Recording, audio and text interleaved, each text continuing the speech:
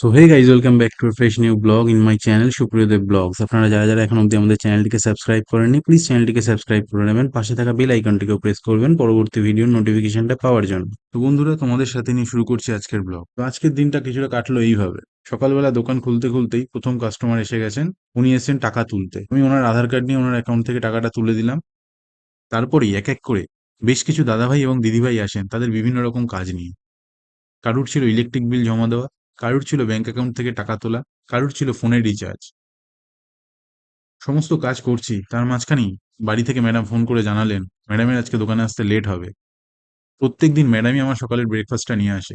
Late হবে বলে ব্রেকফাস্টটা আমার বাবার হাত দিয়েই পাঠিয়ে দিয়েছে। একটু ফাঁকা হতেই আমি বসে গেলাম ব্রেকফাস্ট করার জন্য। আজকে ব্রেকফাস্টে বাড়ি থেকে পাঠিয়েছিল আমাদের এখানকার একটা খুব ফেমাস মিষ্টির দোকানের কচুরি আর ডালের সবজি। এই দোকানের এই ডালপুরি আর সবজি আমি খেতে খুব ভালোবাসি। তাই আমার বাবার যখনই সুযোগ সুবিধা হয়, আমার বাবা আমার জন্য এই কচুরিটা নিয়ে আসেন। যাই হোক, কচুরির স্বাদ নেওয়া শেষ হতেই আবার লেগে পড়লাম কাজে। আবার এক এক করে দাদাভাই দিদিভাইরা আসতে থাকলেন তাদের বিভিন্ন রকম কাজ নিয়ে। আমি ওনাদের সমস্ত কাজ করে দিলাম। এরপরই আরেক দাদাভাই এসেছিলেন ওনার দুটো সার্টিফিকেট ল্যামিনেশন করতে। দাদাভাইয়ের থেকে সার্টিফিকেটগুলো নিয়ে সুন্দরভাবে প্যাকেটের মধ্যে র্যাপ করে আমি ল্যামিনেশন করে দিলাম। সারাদিন সব দিদিভাই এবং দাদাভাইদের কাজ করে চলেছি, কিন্তু আমার মনটা পড়ে রয়েছে কালকে অ্যামাজন থেকে আসা পার্সেলটার দিকে। কখন পার্সেলটা খুলবো, কখন তোমাদের দেখাবো পার্সেলের ভেতর আমি কি আনিয়েছি, সেটাই ভেবে চলেছি। আস্তে আস্তে দোকানটা ফাঁকা হলো। তো চলো বন্ধুরা, এবার দেখা যাক পার্সেলে আমি কি কি আনি। পার্সেলে আমি দুটো জিনিস আনিয়েছি, কিন্তু তার মধ্যে একটা জিনিসেরই আজকে ভিডিও করব। আর একটা জিনিস কি আনিয়েছি সেটা তোমাদের দেখাবো পরবর্তী ভিডিওতে।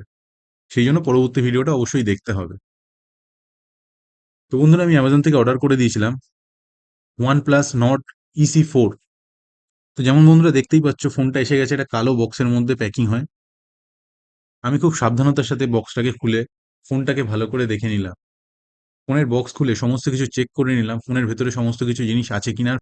কেন বেশ কিছু জায়গায় দেখা যায় কেউ অনলাইনে ফোন অর্ডার করেছে, তাকে অন্য কিছু দিয়ে দিয়েছে। সেই জন্য আমি ভালো করে চেক করে নিলাম আমার জিনিসটা ঠিকঠাক এসছে কিনা। চেক করে ফোনটা দেখে আমার অসাধারণ লাগলো।